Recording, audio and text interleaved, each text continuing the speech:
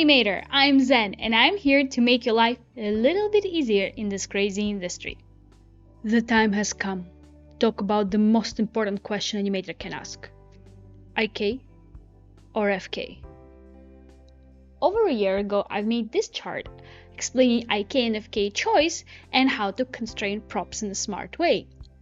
Today, I want to go in depth and show you all these tricks in Maya on real examples.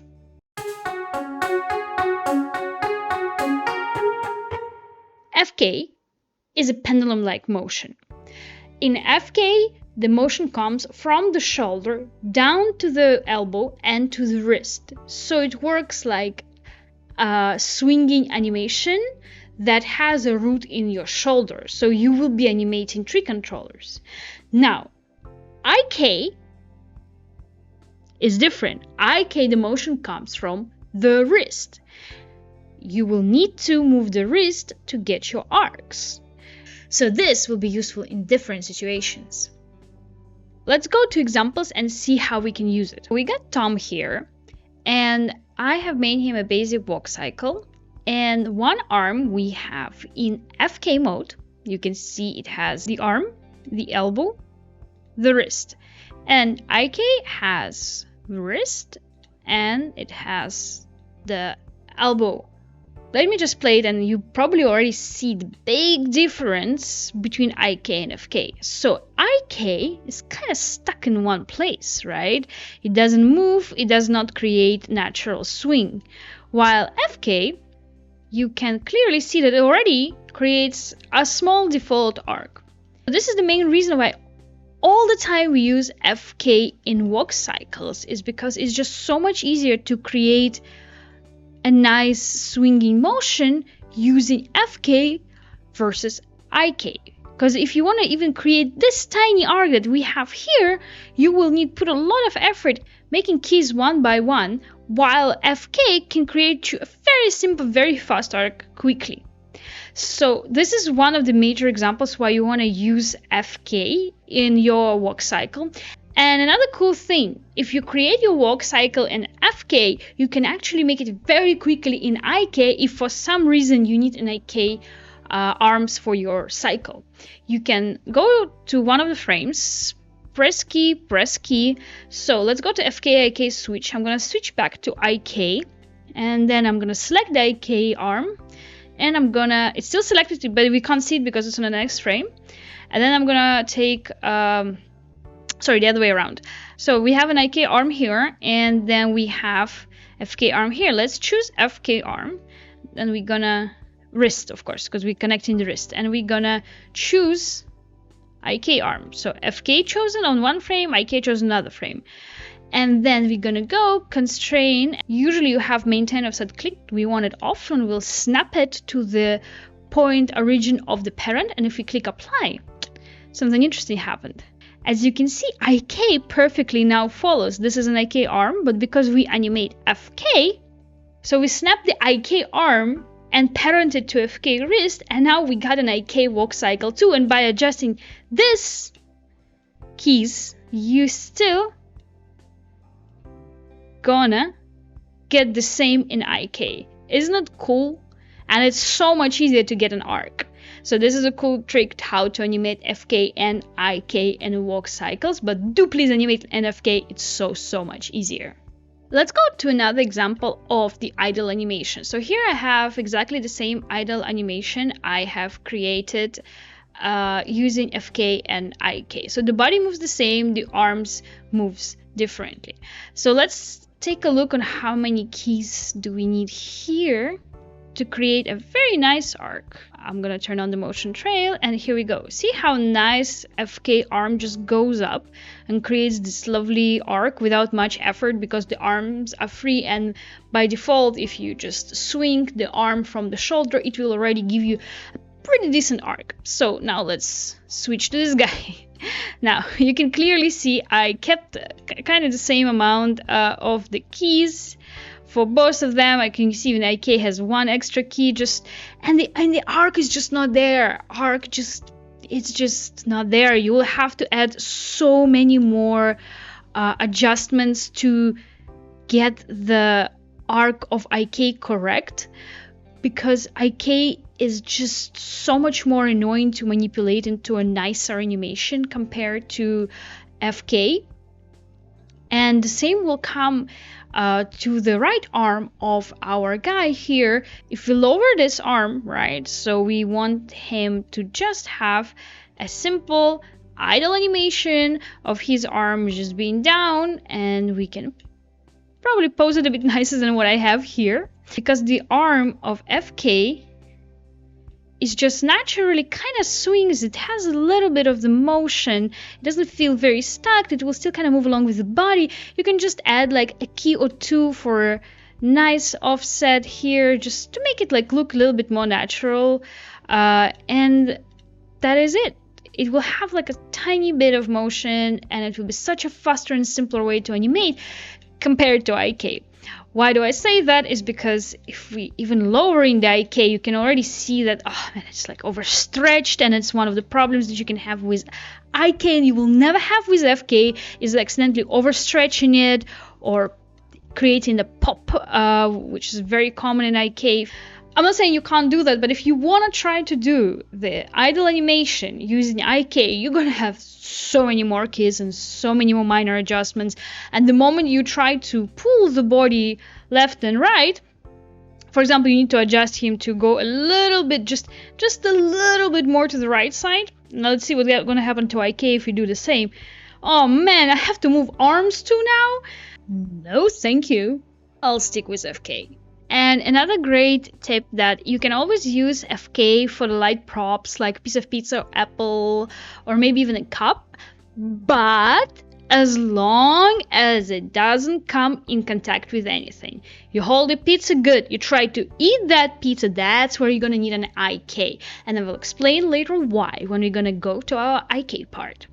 So, in conclusion, use FK for a simple acting animation, for idling, for walk cycles, run cycles, and so on. Whenever your hands are free and not coming in contact with anything and just flaring around, use FK. Now you might be wondering, okay, what if I need FK? Like I'm holding a slice of pizza, but you just said that if it comes in contact with something, it has to be IK. How do we do that? Well, we can switch between FK and IK inside the shot. And if you want a full video on how to switch between FK and IK, you can comment down below and I'll create a whole video about the switch. But for now, we're just gonna stick to the reasons why do we need to use FK in one particular case and IK in the other one. Now let's figure out when do we need to use IK. Number one, when we lean on anything with our arm or elbow.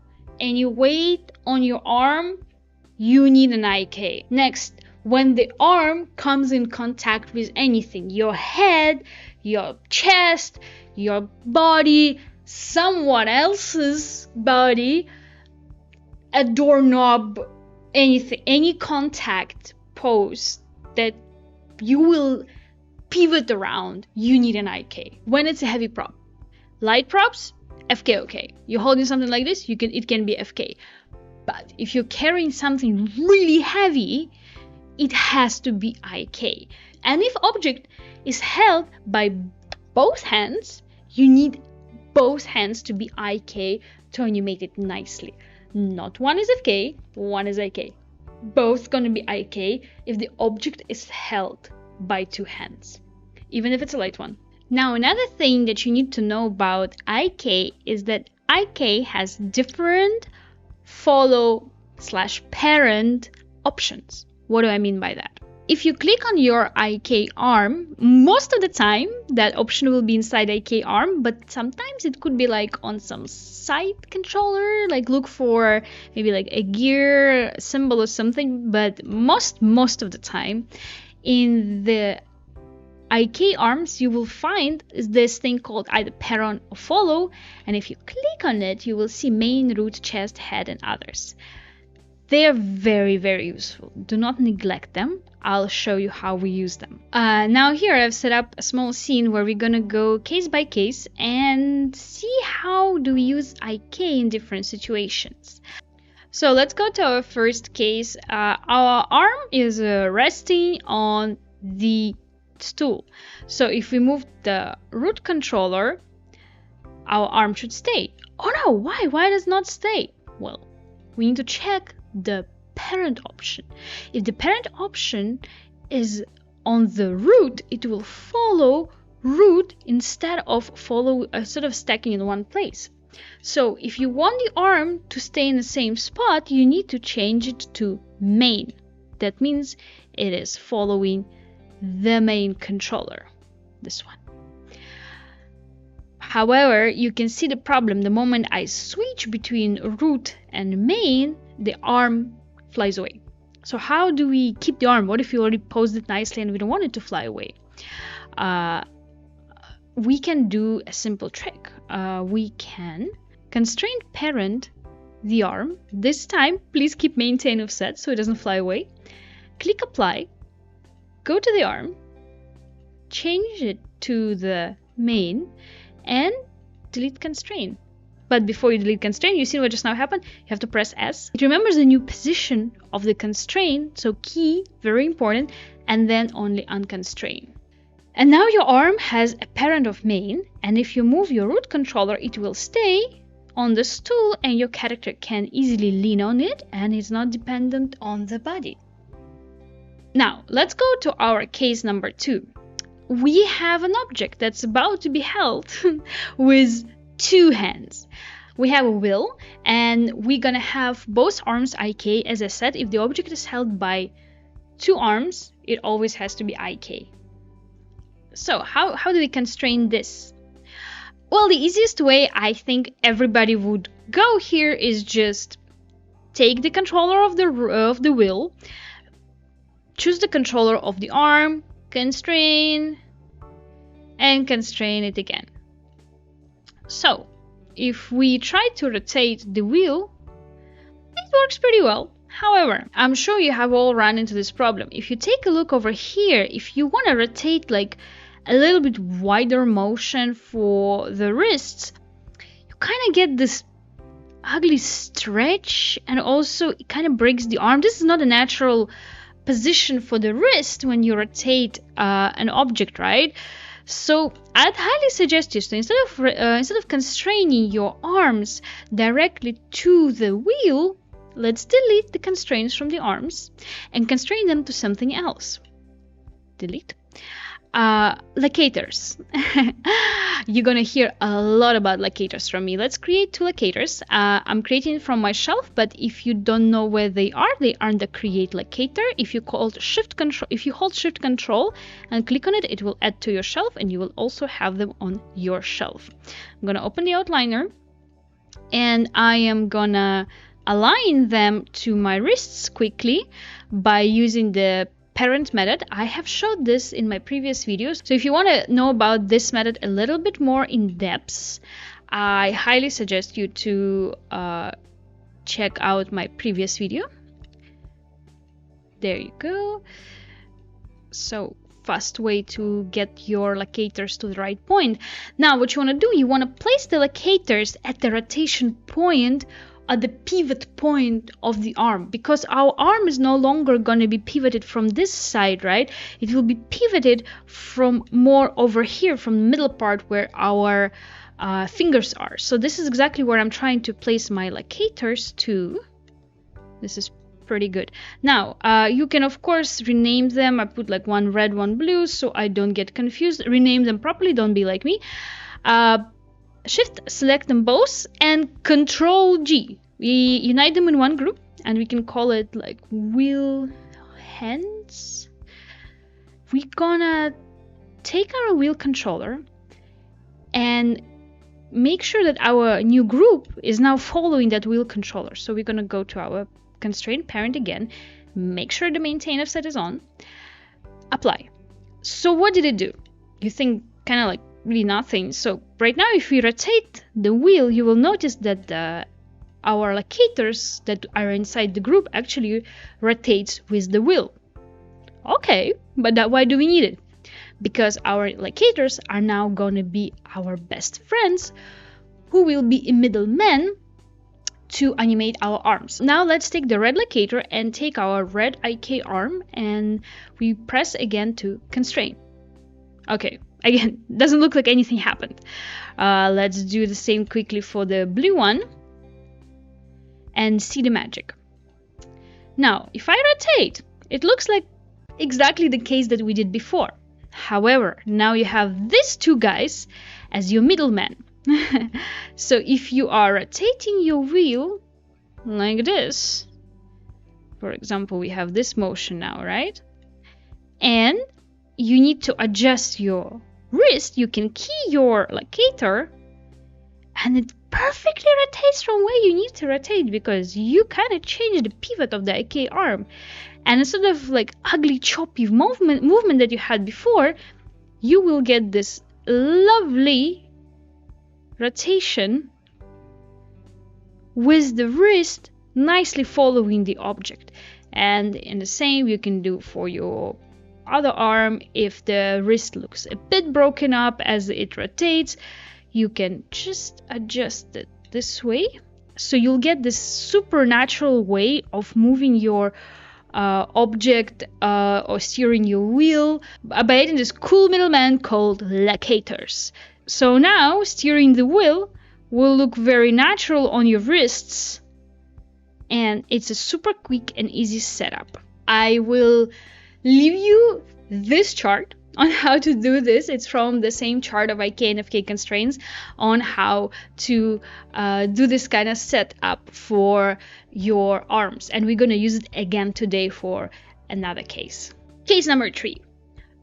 Let's take a look here. We have Tom carrying a bucket, and we have Tom carrying candies. So before I said, right, that if the prop is light, you can use FK. And in this case, if he's just walking and not doing anything else, you can absolutely use FK controller and it's alright. However, if Tom decides to eat the candy like this, it will be very hard for you to have him use FK arm, because you will have to kind of like maintain the arm around the mouse without it like kind of like knocking him in the face. And I'm sure if you did FK, you know what I'm talking about. It will just knock him in the face constantly. I will highly suggest you to use IK arm, but switch this one to the chest. Switch the parent controller to the chest controller, or even to the head if he's constantly like holding it near his mouse. Why do I say switch it to the chest? So if you switch the controller of IK to the chest, what will happen, you can use the chest controllers and check something interesting. Voila! You can see the IK arm is kind of following it. That's pretty cool, right? So if your character is eating the candy, adjusting both controllers. For IK we only have 2. Let's go like this. So he's going and eating something. Usually you don't need to hold it very long near the mouse. So if it's a simple walk cycle, right, so he'll be just going up and down, walking, and because you usually can like bite and move the head away, right, you can still have an option to move Tom's head away from the candy, but the candy will still stay here. Even if you're animating the walk cycle, it will not like keep popping up and down, like it kind of like almost sticks. So I would say use the IK chest route here. However, let's go and talk now about the bucket. You might think that this will be easier to done with IK. Again, similar case. If it's a light prop, if your bucket is empty and you're swinging it around just and it's really light, use FK. You're not gonna lose anything. However, if the bucket is heavy and you need to show that the bucket is heavy and it's kind of like limiting the motion, you want to use IK. So what you can do, you can use your arm and constrain it to the bucket. Now you will animate Tom. You can adjust him a little bit like up and down, and your arm will kind of stay. So if you create a small motion like this, the arm will be independent and it kind of can still stay almost straight down to show that the bucket is heavier, like this. Let's pull this arm a bit closer here as well. So this way, even if he moves a lot, you can limit arm animation when you're doing the IK like this. So he can walk and your arm will have way more limited animation. So it will give you more feeling of the weight, because if something is heavy, it kind of keeps our arm almost straight and it limits the swing motion. If you have an FK and you will try to do that, you probably will run into the problem where it swings too much and you have to contra animate. So use this. Also, depending on how heavy the object is, you will have to switch between main arm or root or chest. So if you don't want to use FK, you can just switch to chest. If you want it to be heavy but not too heavy, okay, like something in the middle, you can switch to the root, and what will happen, it will kind of follow the root, but it will also be still independent. So see, it follows now perfectly the root. So maybe for some reason you animating like semi-heavy prop, so you don't want it to follow like chest or the arm, chest or the shoulder, but you want it still to kind of have the similar up and down as your root. Or maybe you're holding something leaning on the side of your body, you can also make it follow the root, so you don't have to double animate it. What I mean by that is if your bucket was like held somewhere here in the middle, so it will like animate more naturally by just being like held by the hips, so you will make the arm follow the root. So let's go to the case that is a little bit more complicated. What if our bucket is dragged on the floor? So we will have animation something like this, like for him dragging it almost on the floor. So in this case, a lot of times I know people will still use arm as a parent to drag the bucket. But I suggest you do something opposite, because your arm is no longer what the weight is pivoted around. The bucket is so heavy it gets dragged, so it's way easier to animate the bucket than animate the arm. So what you want to try to do instead, you want to select the bucket controller and then select the arm controller and now constrain it. So what happens here now, as Tom walks, the bucket seems to stuck in one place, and this is what we need, because now you can drag the bucket and just lean it a little bit, so you get this feeling of dragginess, right? Like he's like dragging it. And if you ever animate something that is stuck on the floor and you're trying to like move it from the floor, do not make your IK arm the parent. Make it opposite. Make the bucket the parent, so you can pivot around the bucket like so, to make it feel like he's trying to move it from the floor. So if the object becomes so heavy it's drags, use the object to animate instead of the IK arm. And when you drag it like this, sometimes the wrist also kind of gets broken. But do you remember the steering wheel just now? You can put the locator over here and use locator later to adjust your wrist to get a nice angle, but you're still going to be animating the bucket to create that feeling of dragginess. And another thing to be really aware when you animate something like this is that sometimes the point where you parent it looks nice, but when as you try to drag, see how the arm kind of gets disconnected, and then if you push a bit close, let's look at the elbow, it kind of like snaps. So most of the rigs will have another option that you really want to use in situations where your arm is fully stretched in IK. In this particular rig, it's called stretch and squash. So stretch will be responsible for making your arm as stretched as possible, so it can stretch forever. Squash will do something opposite of that. If you go to this frame where you can see our arm snapping, if we put squash, it will always keep the arm straight even though it was bended. So in this particular rig, you can just enable them both throughout the whole animation, And of course, do please keep an eye on maintaining the volume of the arm, so not overstretching it too much or not overshrinking it too much. You still need to be cautious of it. But if there are a few pops here and there, you can activate it. My advice, animate first without squash and stretch, just to keep an eye on the amount of stretchiness and squashiness you do. So at some point you won't have arms too short or too long. So you will animate like this. You will still try to adjust so it doesn't over stretch or over squash.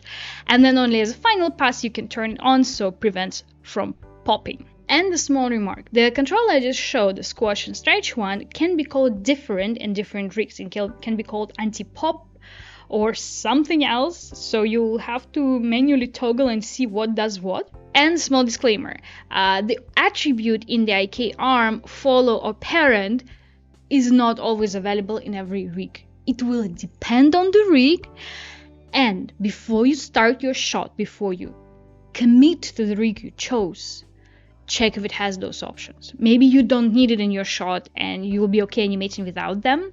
But if you chose the rig, you want to do something that requires that follow attribute for like a head or a chest, and you don't have it in rig, that's it.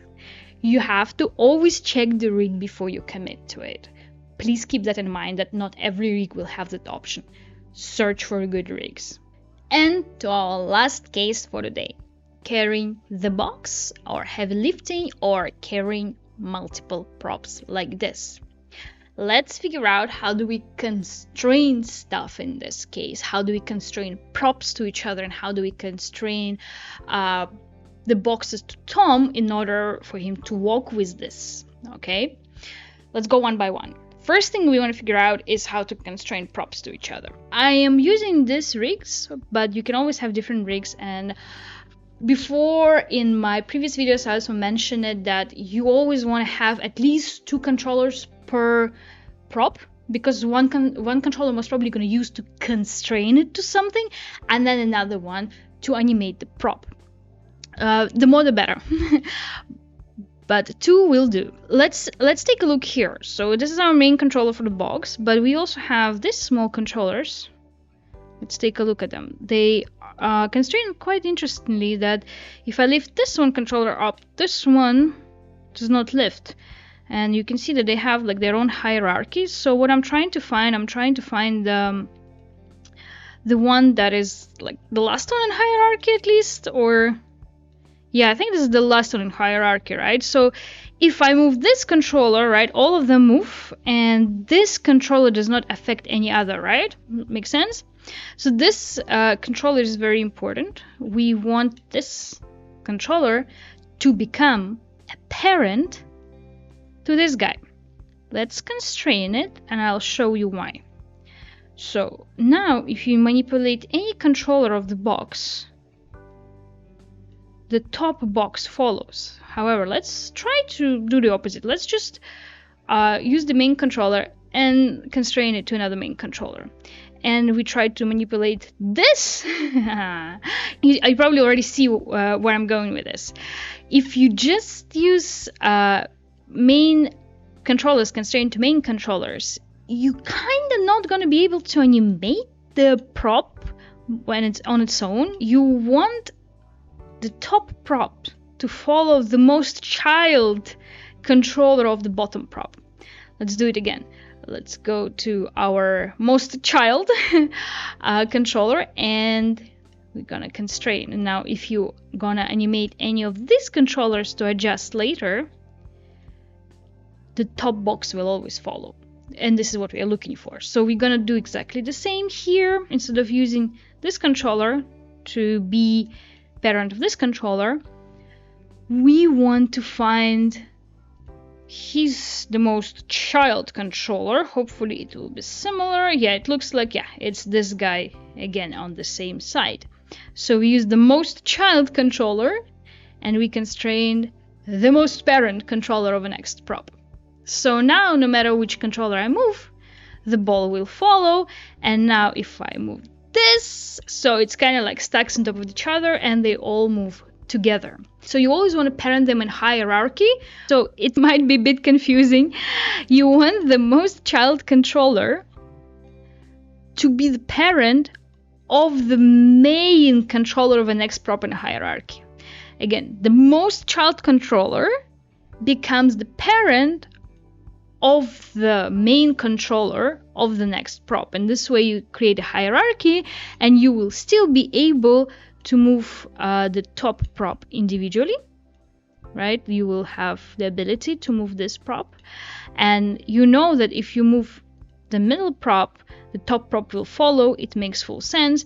And if the bottom one moves anywhere, all two of them will move together, and of course then you will just have a freedom to offset the ball if it rolls somewhere, and the same you can offset this one. So you kind of like animate them in FK hierarchy. So the last thing we need to constrain is Thomas' arms. So how do we do this? Our object is held by two hands, by two arms. So that means that they're both IK, and in this case, I'll highly always suggest you to do this. The parent will be the prop. What do I mean by that? Is that our parent, the one that will manipulate our arms, right, will be the box, not the other way around. I'm constraining arms to the box. So now if I move the box, both arms follow. You see this? And of course, as I said before, do not just constrain the arms straight to the box, because you lose the ability to adjust them the way you want to adjust. So let's do the same thing one more time that we did with the wheel. We create two locators.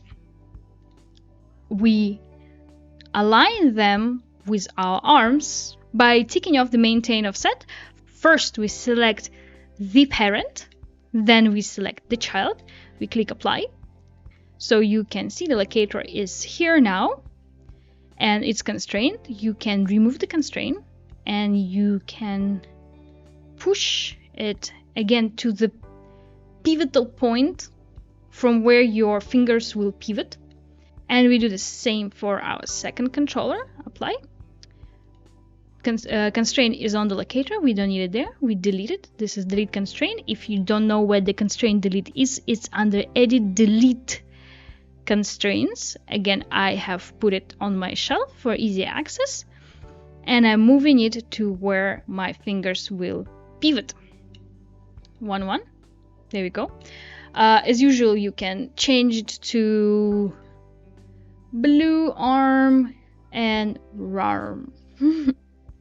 We select them both and we group them. This is going to be our box. So we know this group belongs to the box. Again, we select the controller, the most child controller, and we select our box. This time we do need maintain offset. We click it, and now our locators shall follow the box. And what we want to do is we use blue arm.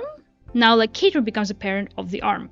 We click on the blue arm, we click on our IK arm, constrain, red arm, red locator, constrain again. So now we have these two locators that can manipulate the arms whichever angle we need to later.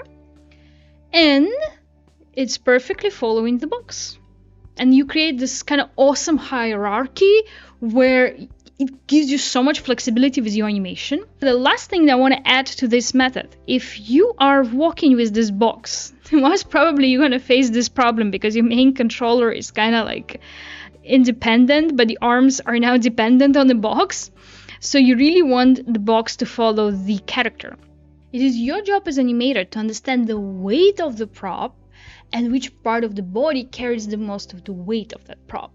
And this way you will understand where to parent it or what follow controller in IK you use. So if it's somewhere on the waistline and this doesn't look extremely heavy, I will suggest you to actually constrain this to his root controller instead of main controller.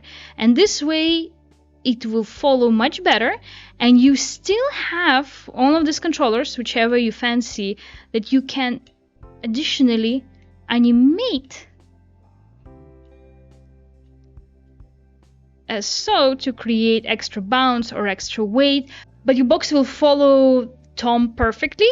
And by having so many controls free and rotatable, you can animate this box separately. You can add, if you want, some bounce on the ball as he walks, because they are free, but they will still follow the Thomas walk. So, so let's summarize what we learned today.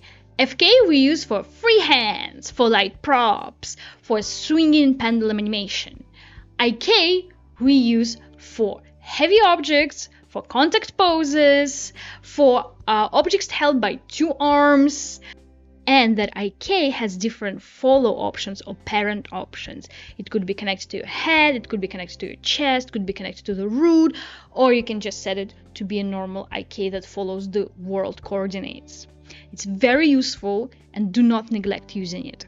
These were just the most common examples of IK and FK use, and I hope by understanding what I showed today, you will be able to apply IK and FK in your shots a new way, a smarter way. And that's it for today. Whew, that was a long one. Please like this video so I know you find this animation content useful. You can comment down below, ask me questions, maybe suggest future topics for this channel. Maybe you have some problems you run into and you need help. Who knows, maybe I can help you. And I'm a full-time animator. I can only make these videos once a month, so if you don't want to lose me, please subscribe and stay healthy, animator.